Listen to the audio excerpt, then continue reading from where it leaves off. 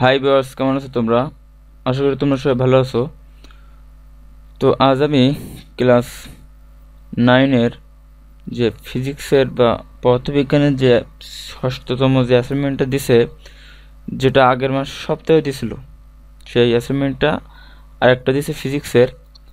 সেই অ্যাসাইনমেন্টটার যে একটা সৃজনশীল প্রশ্ন দিছে, সেই সৃজনশীল প্রশ্নটার সমাধান আমি তোমাদের মাঝে নিয়ে এসেছি। তো প্রথমত তোমরা স্ক্রিনে দেখতে পাচ্ছ সেই সৃজনশীল প্রশ্নটা। সেটা হলো 6 অধ্যায় থেকে দিছে আমাদের। সেটা হলো বস্তুর উপর তাপের প্রভাব, এই অধ্যায় থেকে, যেটা থেকে তোমাদের একটা সৃজনশীল প্রশ্ন দিচ্ছে, সেটা আমরা এখন সলভ করব। তো দেখতে পাচ্ছ স্ক্রিনে এই সেই সৃজনশীল প্রশ্নটা, ঠিক আছে? তো এর উত্তর আমরা এখন সলভ করব। তো দেখো, প্রথমত যেটা ক দাগ, জুম করি, যেটা ক দাগ উত্তর বলছে যে কোনো বস্তু তাপমাত্রা 1 কেলভিন বাড়াতে যে তাপের প্রয়োজন হয় তাকে ওই বস্তুর তাপ ধারণ ক্ষমতা বলে। তো এইটা হলো ক দাগের উত্তর। এটা হলো ক দাগের, কোনো বস্তুর তাপমাত্রা 1 কেলভিন বাড়াতে যে তাপের প্রয়োজন হয় তাকে ওই বস্তুর তাপ ধারণ ক্ষমতা বলে। তো এটা ক দাগ। খ দাগে বলছে যে মাটির কলসির গায়ে লাখ লাখ ছোট ছোট ছিদ্র থাকে দাড়ি, খালি চোখে এই ছিদ্রগুলো দেখা যায় না দাড়ি। এই ছিদ্রগুলো দিয়ে পানি চুয়ে কলসির বাইরে চলে আসে দাড়ি, তারপর বাষ্প হয়ে আকাশে দিকে উড়ে যেতে চায় দাড়ি, কিন্তু উড়তে গেলে তাপের দরকার হয় দাড়ি। তাপের কারণে পানি বাষ্প হয় দাড়ি। বাষ্প হওয়ার জন্য পানির যে তাপের দরকার, তা মাটির কলসির ভেতরে পানি থেকে আসে দাড়ি। ফলে কলসির ভেতরের পানির তাপ কমে যায় এবং সে কারণে পানি ঠান্ডা হতে থাকে। সেজন্য কলসি পানি, দেখো এখানে প্রশ্নটা কী বলছে, মাটির কলসির পানি ঠান্ডা হয় কেন? সেই জন্য মাটির কলসির পানি ঠান্ডা হতে থাকে। তো তোমরা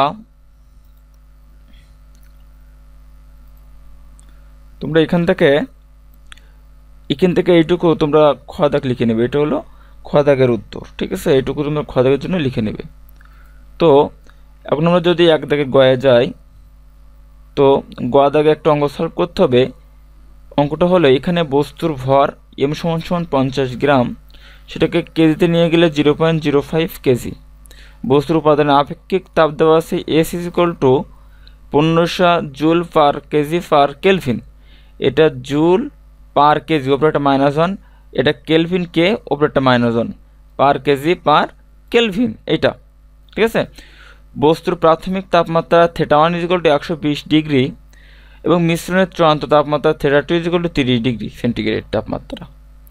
তাপমাত্রা হ্রাস পায় Δθ = 120, তাপমাত্রা Δθ = θ1 - θ2, অর্থাৎ 120 - 30, অর্থাৎ 90 ডিগ্রি সেন্টিগ্রেড। অতএব বস্তু কর্তৃক বৈদ্যুতিক তাপ কিউ হলে Q = ms Δθ, সূত্র এটা, ঠিক আছে?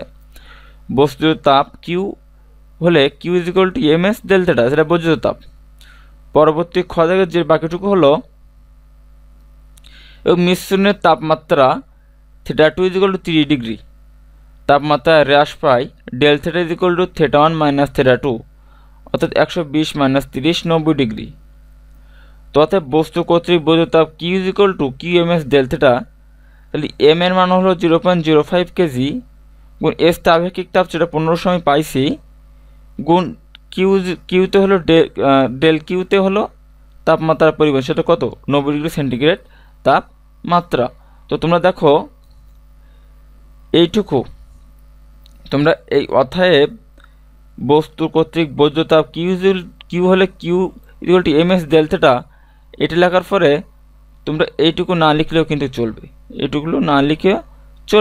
তোমরা এইটুকু ভিতরে কিন্তু আমরা আগে লিখে রেখে দিয়েছি। তো শুধুমাত্র তোমরা এই মানটা পাতাবা,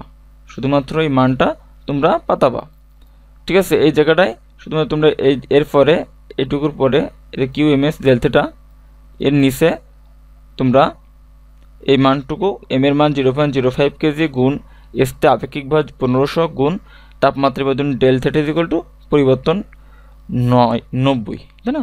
তো মোট গুণ করলে আমার হচ্ছে হলো 6750 জুল, অর্থাৎ 6750 জুল বৈদ্যুতিক তাপ কিউ। তো পরবর্তীতে আমি আসি, ওইটা হলো গ দাগের অ্যান্সার। ঠিক আছে, তো গ দাগটা আমি আরও বলি, আরেকবার বলি।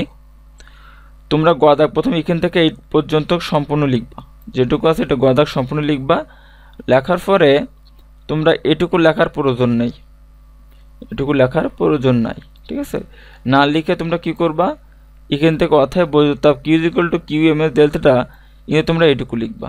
ঠিক আছে, তোমরা ওখান থেকে ওইটুকু লিখবা, এইটুকু লিখবা, তাহলে এইটুকু দেখার কোনো প্রয়োজন নাই। ঠিক আছে, এটুকু কোনো প্রয়োজন নেই লেখার, এটুকু। তো তারপরে আমি যদি ঘ দাগটা দেখি, ঘ দাগ প্রশ্ন নম্বর হলো 4 নম্বর, যেটা ঘ দাগের 4 নম্বর পাওয়া যায়, তাই না? ঘ দাগের 4, অ্যালুমিনিয়ামের ভর M1 ইজ ইকুয়াল টু 50 গ্রাম বা 0.05 কেজি, অ্যালুমিনিয়ামের আপেক্ষিক তাপ S1 is equal to 900 joule per KG per kelvin, কেজির উপরে -1 কের উপরে একটা -1। অ্যালুমিনিয়ামের প্রাথমিক তাপমাত্রা θ1 is equal to 20 degree centigrade তাপমাত্রা, মিশ্রণের চূড়ান্ত তাপমাত্রা θ2 is equal to 30 degree centigrade তাপমাত্রা। তোমরা হুবাহু এই ঘ দিয়ে কিন্তু লেখা কিন্তু হুবাহু লিখে দিবে। ঠিক আছে, কপি করে দেবে খাতায়। তো তাপমাত্রা বৃদ্ধি পায় del θ1 is equal to Q θ2 minus θ1, 30 minus 20, এর থেটা কিন্তু 0 দিয়ে মাঝখানে কেটে দিবা, 30 মাইনাস 20 অর্থাৎ 10 ডিগ্রি সেন্টিগ্রেড তাপমাত্রা।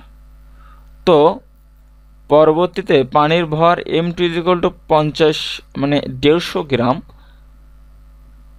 এটুকু কিন্তু আগের টেটা উঠে এসেছে। ঠিক আছে, এইটুকু কিন্তু আগে সে 10 ডিগ্রি সেন্টিগ্রেডের। এখন এটাকে যদি আমরা পানিকে যদি আমরা কেজিতে নিয়ে যাই, তাহলে 0.15 কেজি।